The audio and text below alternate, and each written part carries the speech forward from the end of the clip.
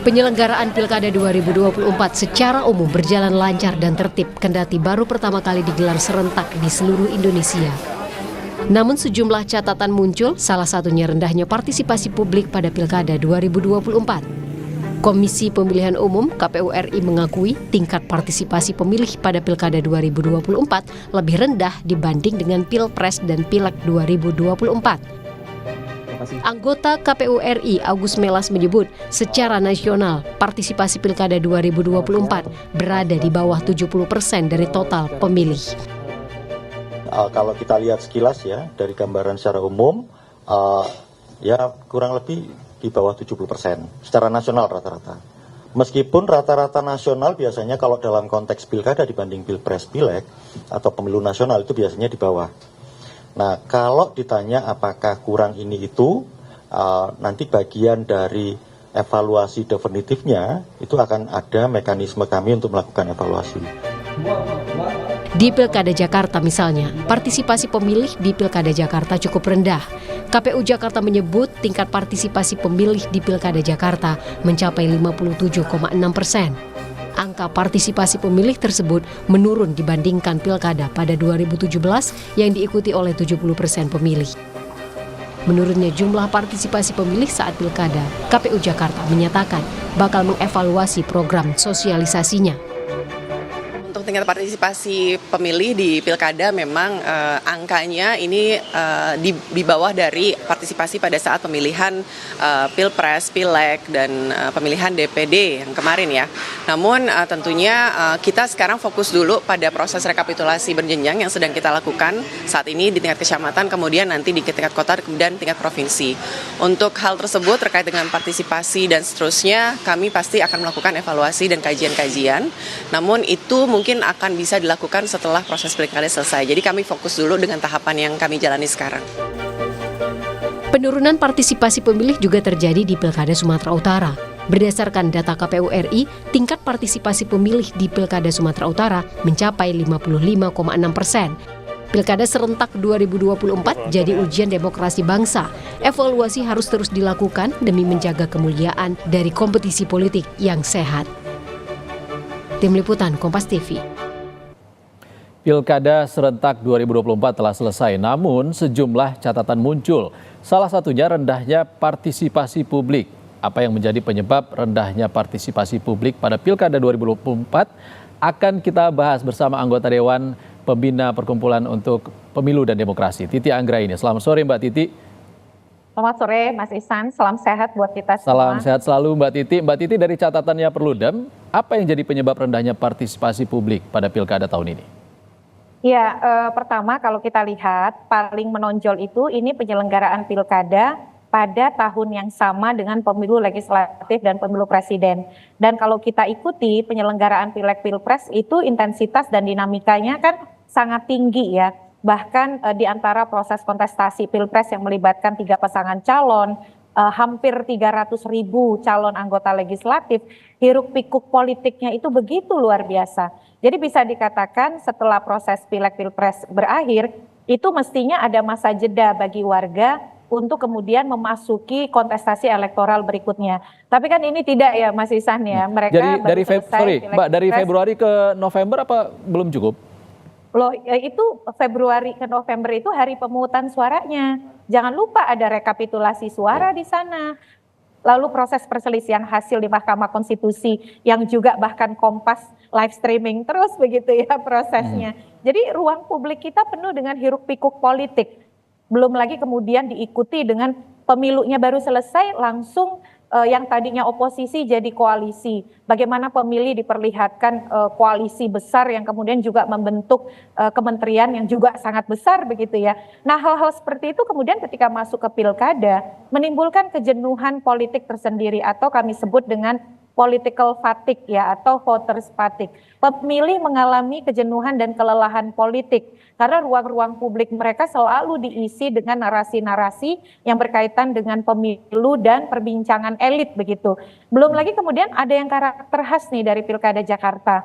Ketika mereka misalnya memilih suatu partai, mereka punya ekspektasi partai itu kan akan menyuarakan aspirasi dan juga apa yang menjadi harapan simpatisan dan konstituen. Tapi di Jakarta dinamika pencalonannya agak unik begitu. Bagaimana kemudian kalau dilihat dari angka survei, partai yang punya, sebut saja PKS ya, hampir mayoritas konstituen dan simpatisan PKS misalnya menginginkan Anies Baswedan untuk dicalonkan di Pilkada, atau di PDIP misalnya menginginkan Ahok ya, atau Basuki Cahayapurnama. Tidak terbayangkan bahwa seorang gubernur Jawa Barat yang punya elektabilitas tinggi di Jawa Barat, tapi justru majunya di Jakarta.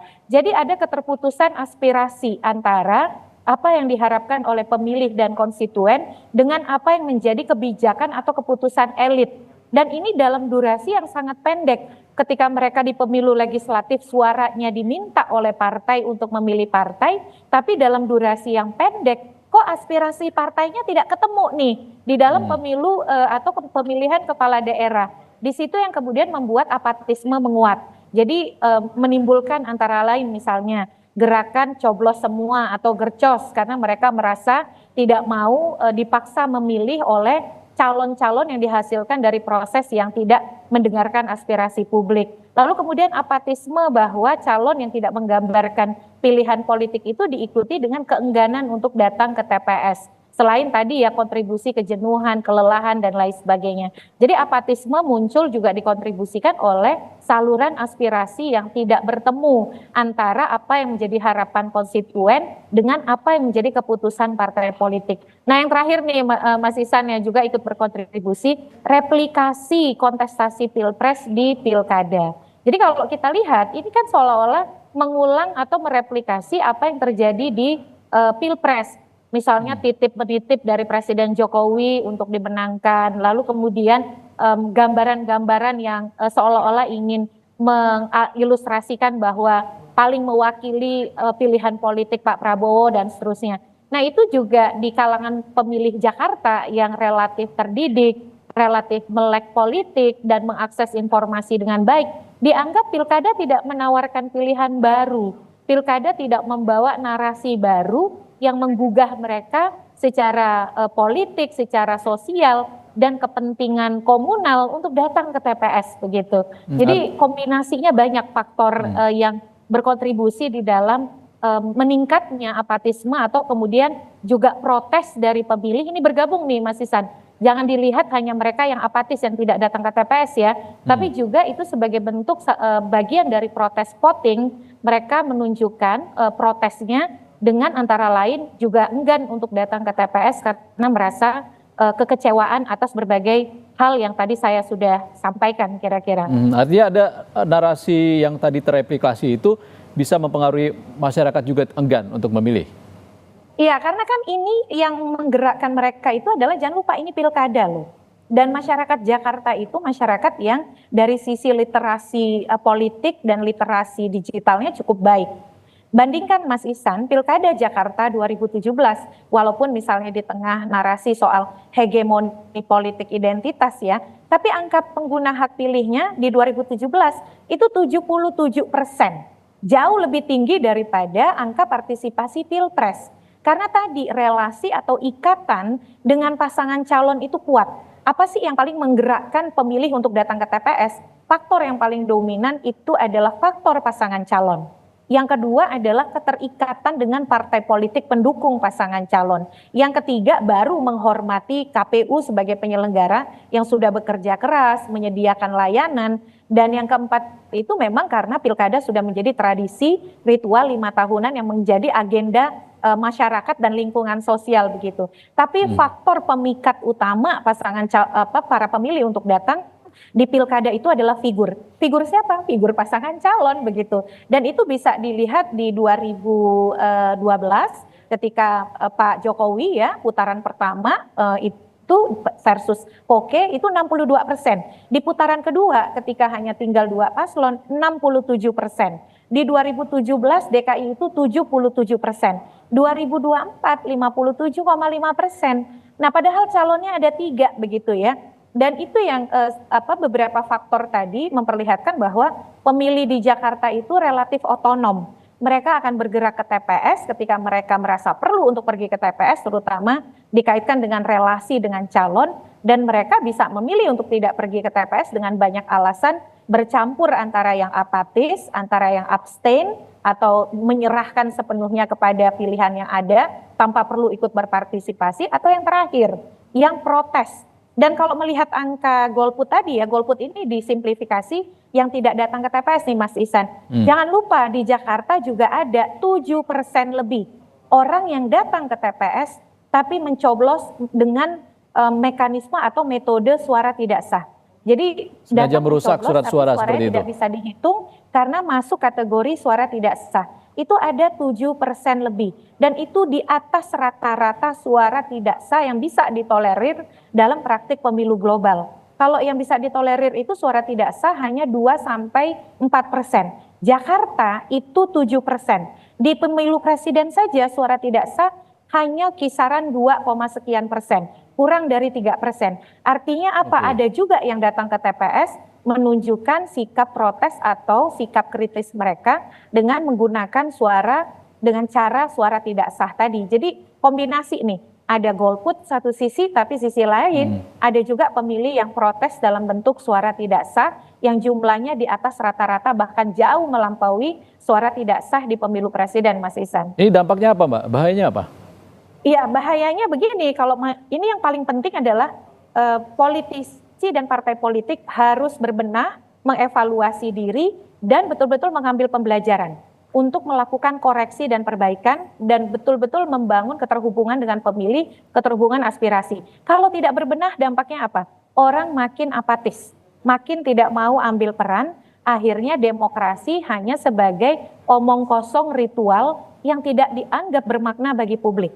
Dan ini kalau dibiarkan menurun, kita keluar uang banyak sekali untuk memfasilitasi hak pilih warga negara. Betul, memilih adalah hak. Tapi kan kita ingin hak itu tersalurkan melalui ekspresi politik yang jelas terhadap pilihan-pilihan paslon. Tapi kalau ini tidak diperbaiki, kita tidak berbenah, khususnya partai politik dan pasangan calon, bisa saja ke depan orang masih menganggap tidak membutuhkan pemilu untuk mengekspresikan pilihan politik, karena pemilu atau pilkada tidak dianggap mampu menyuarakan apa yang menjadi harapan dan aspirasi politik mereka. Dan itu sebagai sebuah negara demokrasi tentu merupakan kemunduran besar bagi praktik demokrasi kita. Yang harus dilakukan KPU ataupun pemerintah agar partisipasi ini bisa meningkat seperti apa Mbak? Apa Mbak yang harus dilakukan? Iya, kadar demokratis atau tidaknya, atau kemudian kredibilitas atau legitimasi pilkada memang tidak ditentukan oleh angka pengguna hak pilih. Tapi angka pengguna hak pilih itu juga menjadi gambaran ya bagaimana dukungan politik dari warga atau pemilih terhadap pasangan calon dan juga proses pemilihan. Saya kira KPU lalu juga pemerintah itu berada pada faktor hilir, Mas Ihsan. Hulunya itu lagi-lagi partai politik dan pasangan calon. Karena yang paling menggerakkan pemilih untuk datang ke TPS adalah partai politik dan pasangan calon. Jadi yang paling harus berbenah sebenarnya partai politik. Nah yang kedua, saya kira KPU tentu ya dari sisi teknis, prosedural, perlu makin memperbaiki layanan kepada pemilih. Lalu juga lebih menjaga integritas petugasnya, jangan sampai ada yang mencoblos sampai 19 surat suara begitu. Nah, pemerintah juga lagi-lagi saya kira agenda ke depan revisi Undang-Undang Pemilu, Undang-Undang Pilkada dan Undang-Undang Partai Politik itu menjadi sangat mendesak, Mas Ihsan. Terutama jangan paksakan pilkada di tahun yang sama dengan Pileg Pilpres. Saya yakin teman-teman media pun mengalami kelelahan luar biasa ya, antara rentetan Pileg, Pilpres dan juga Pilkada yang luar biasa. Memang terkesan lebih sederhana. Nanti berapa tahun ke depan kita akan santai-santai saja. Tapi dampaknya justru tadi masyarakat pada tahun-tahun pemilu yang mereka harusnya aktif, proaktif, responsif, mereka menjadi tidak terlalu bersemangat. Jangan pikirkan pragmatisme elit, tetapi pikirkan agar ekspresi dan saluran politik warga itu bisa optimal, bisa betul-betul bermanfaat, memberikan keberdayaan yang betul-betul optimal ya. Kami sendiri mengusulkan sejak lama di Perludem, pilkada itu diselenggarakan 2 tahun setelah pemilu serentak. Jadi kita melakukan evaluasi setelah pemilu, lalu kemudian kita menata kelembagaan agar lebih baik gitu ya, kelembagaan penyelenggara pemilu, baru 2 tahun setelahnya kita pilkada supaya juga masyarakat bisa menilai kinerja partai-partai yang akan mengusung calon-calon di pilkada itu sudah diuji sebelumnya melalui kepemimpinan saat mereka duduk di parlemen, duduk di eksekutif nasional. Ujiannya nanti ketika di pilkada, apakah koalisinya betul solid perlu dipertahankan di pilkada, ataukah kita perlu wajah baru di dalam kepemimpinan politik di daerah, begitu, Mas Isan. Oke, Mbak Titi, dengan rendahnya partisipasi pemilih ini, ada pertanyaan juga terkait dengan kredibilitas para pemimpin yang dihasilkan. Ini seperti apa catatan Perludem? Iya, betul. Jadi ini akan selalu menjadi evaluasi politik dari warga terhadap pasangan calon yang dihasilkan dari angka pengguna hak pilih atau voter turnout yang rendah ya. Mereka akan bisa selalu mendapatkan semacam catatan bahwa mereka tidak terlalu didukung oleh warganya. Dan itu akan lebih berdampak pada misalnya upaya yang harus lebih keras bagi mereka untuk mendapatkan dukungan dan perhatian publik di dalam menjalankan agenda politiknya. Menurut saya begini Mas Isan, jangan sampai juga hanya karena misalnya pengguna hak pilihnya 57,5%, lalu pemimpin terpilih menganggap mereka hanya bagian memberikan kontribusi bagi yang memilih saja, tidak begitu. Karena yang tidak memilih pun kan sebenarnya tidak semuanya karena apatis ya, tapi juga karena ada yang abstain, ada yang protes begitu. Dan protes itu sikap politik yang terdidik sebenarnya, karena mereka punya identitas pilihan yang tidak bisa dipaksakan. Ke depan pasangan calon yang terpilih harus merangkul semua kelompok, harus betul-betul menjadi pemimpin bagi semua. Justru tantangannya adalah bagaimana membuktikan bahwa mereka hadir bukan hanya untuk kelompoknya, tapi dia hadir untuk semua pihak, sehingga timbul kepercayaan dan tidak ada lagi trust issue ya terhadap pasangan calon yang diusulkan oleh partai dan memenangi pilkada. Dan ke depan penyelenggaraannya akan lebih baik karena masyarakat menilai kepemimpinan yang dihasilkan itu punya komitmen yang kuat terhadap publik dan pelayanan publik, sehingga bisa akan memperbaiki cara mereka di dalam berpilkada pada pilkada-pilkada yang akan datang. Itu Mas Isan. Oke, tadi Anda mengatakan sebaiknya diberi jarak antara Pilpres, Pileg, dan juga pilkada serentak. Bagaimana catatan Perludem terkait dengan pilkada serentak yang dilakukan di lebih dari 500 kabupaten kota ini?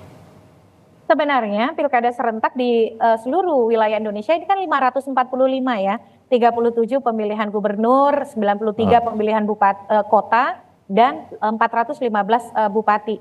Dia akan lebih bisa terkendali atau bisa kemudian dilaksanakan dengan tertib, dengan baik, kalau masing-masing KPU itu mempersiapkan dengan baik dan dalam waktu yang cukup.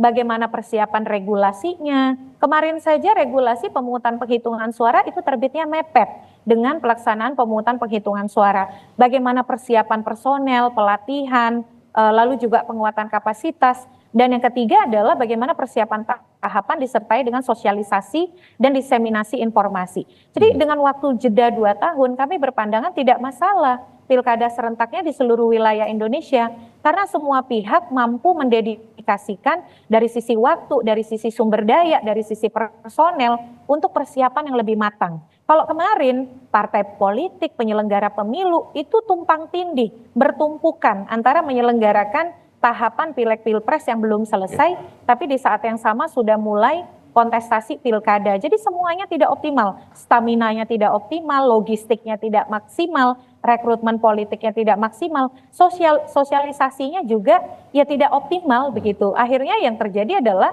ya seperti hari ini pilkada kita dengan angka pengguna hak pilih yang sangat jauh merosot dibandingkan capaian-capaian kita pada tahun-tahun sebelumnya, Mas Isan. Baik, saran Perludem adalah beri jarak antara Pilpres, Pileg dengan Pilkada serentak. Terima kasih anggota Dewan Pembina Perludem, Titi Anggraini sudah berbagi pandangan bersama kami di Rumah Pilkada. Terima kasih Mbak Titi.